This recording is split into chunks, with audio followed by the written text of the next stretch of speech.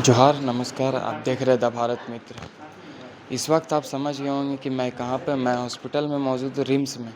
जी, आपको बता दें कल का घटना जो था आपको काफ़ी पूरे बता दें पूरे झारखंड भर में पूरे वायरल चल रहा है। वो जो वीडियो तो था, जो स्टूडेंट जो लगातार जो आंदोलन में दिखता आपको बता दें बबलू महतो इसका नाम है। लगातार हर आंदोलन, हर छात्र के आंदोलन में आपको देखने को मिल जाएँगे।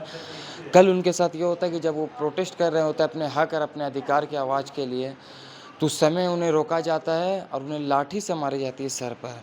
जी, आपको बता दें जिसकी वजह से बहुत ही ज़्यादा ब्लड भी निकला है उनका, मगर फिर भी वो अड़े रहे वहाँ पर, लगातार अपनी हक और अपनी आवाज़ के लिए लड़ते रहे।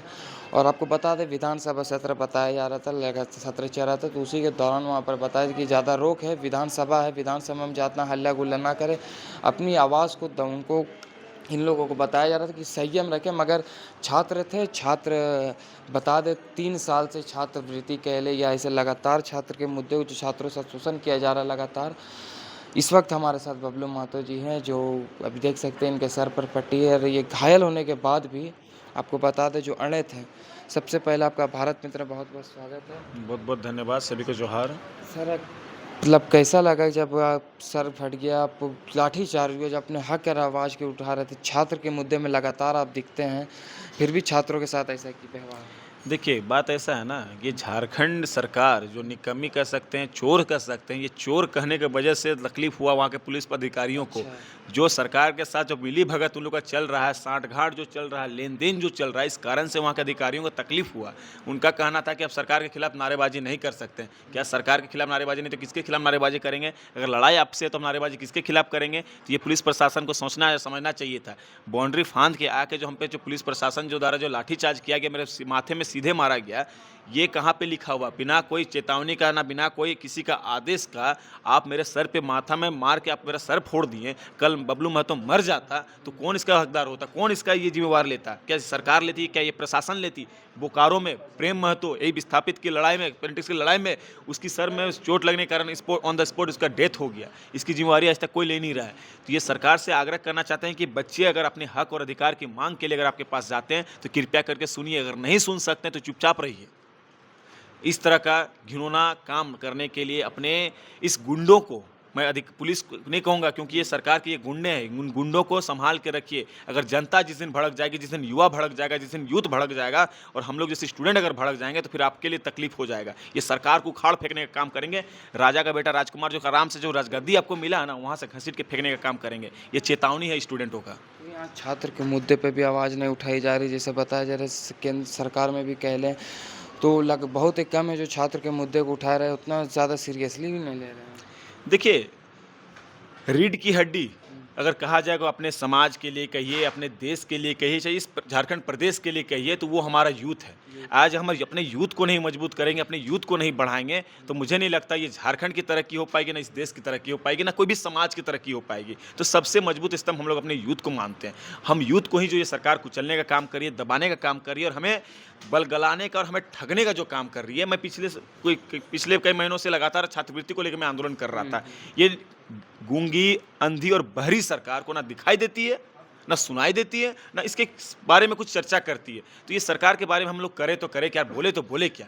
लगातार हम लोगों ने चौबीसों जिला में जाके लगातार आंदोलन किया, शिक्षा के लिए भिक्षा आंदोलन, हाथ में कटोरा लेके उनको शर्म से उनको चुल्लू भर पानी में डूब के मर जाना बड़ी चाहिए। संख्या में आप मैंने चुल्लू भर पानी में डूब के मर जाना चाहिए कि किस तरह से छात्र आक्रोशित हुए, किस तरह से छात्र अपने अधिकार की पैसा को मांगने का काम किया, जो छात्रवृत्ति होता है, फिर भी ये सरकार ने नहीं देने का काम किया। अब जब जेटेट की जो हम लोग बात करें, पिछले 10 साल से यहाँ के बच्चे जेटेट की तैयारी कर रहे हैं, जेटेट की परीक्षा के इंतजार कर रहे हैं। बताइए आप क्यों बीएड करवा रहे हैं, क्यों डीएलएड करवा रहे हैं? अगर आपको नौकरी ही नहीं देना है तो सीधी सी बात है, आपको नौकरी अगर नहीं देना तो बीएड और डीएलएड क्यों करवा रहे हैं? क्यों सीएम ऑफ एक्सीलेंस इतना बड़ा स्कूल खोल रहे, खाली डब्बा टाइप का घर बना के क्या फायदा? अगर वहाँ पे टीचर ही नहीं रहेंगे तो बच्चे पढ़ाएंगे कहाँ? जब तक क्वालिटी ऑफ एजुकेशन रहेंगे नहीं तो इस इंफ्रास्ट्रक्चर वो घर का करेंगे क्या, इंफ्रास्ट्रक्चर का करेंगे क्या?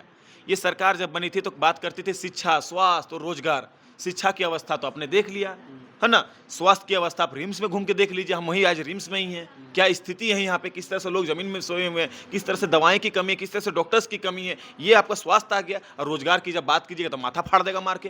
क्या ये सरकार है कि निकम्मी सरकार, चोर सरकार? अब क्या कहें इसके बारे में हम? जेट हेड के अगर स्टूडेंट के कल हमने जिन सबसे बात की तो उन्होंने बहुत ऐसे लोग हैं जिन्होंने कहा कि हम बाहर नौकरी कर रहे हैं, अब इस पे तो भरोसा नहीं रहा। अपनी हक के आवाज़ के लिए हम लगातार आवाज़ भी उठा रहे हैं मगर कोई सुनने वाला नहीं है। हम ये नौकरी कर रहे हैं, वो पर्व त्यौहार सब खराब हो रहा है लगातार। तो उनका कहना कहीं गलत नहीं है, उनका कहना एकदम सरासर 100% सही है। क्या करेगा? ये सरकार जब शुरू में बनी थी तो मैं 1 साल में 5 लाख नौकरी दूँगा, 2 साल में 10 लाख नौकरी दूँगा। अरे भैया आप 10 गो नौकरी दीजिए ना। पुराना नौकरी को लाके 1 गो नौकरी दिखाते हैं और 100 को गिनवाते हैं। तो ठगने का काम मत कीजिए। फिर कभी कहते हैं कि नौकरी से क्या मिलेगा?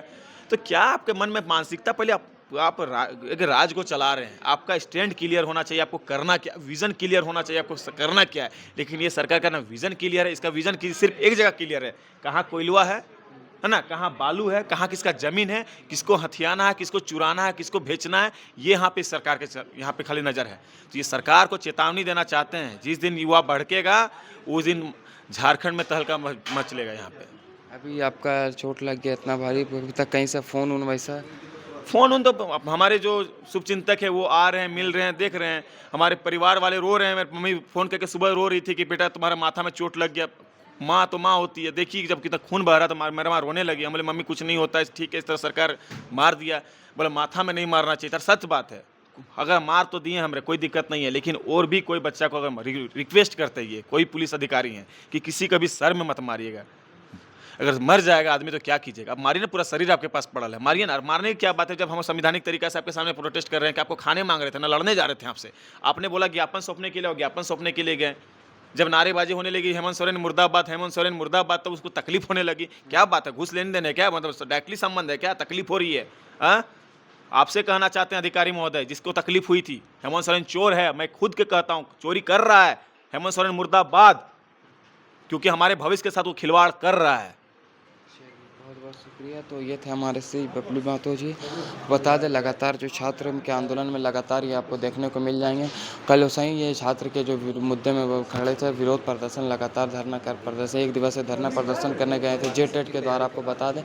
उसी के तहत इन पर जो लाठी बरसाया गया, सर पर ज़्यादा चोट लगे। तो अब ये रिम्स में भर्ती है। अब ये देखना होगा कब तक ऐसे ही लगातार छात्र आंदोलन करते रहेंगे, लगातार छात्र सड़क पर उतरते रहेंगे। तो सही तमाम खबरें देखने के बने रहे द भारत मित्र के साथ। मैं सदाब द भारत मित्र, रांची।